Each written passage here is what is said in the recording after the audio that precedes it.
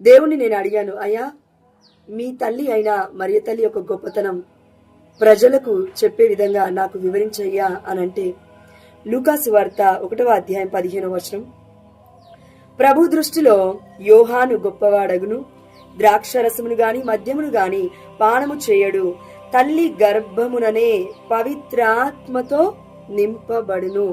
ఇక్కడ బప్తిస్మ యోహాను గారి గురించి దేవదూత చెప్తూ ఉంది. ఇదిగో తల్లి గర్భములో ఉన్నప్పుడే పవిత్రాత్మ చేత అభిషేకింపబడతాడు అని.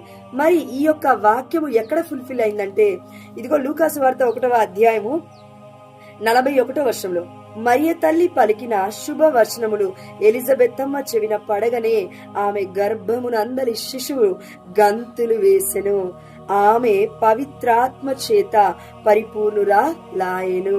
దేవుడు ఈరోజు చెప్తున్నాడు, అమ్మ మరియ తల్లిని గౌరవించుదాం.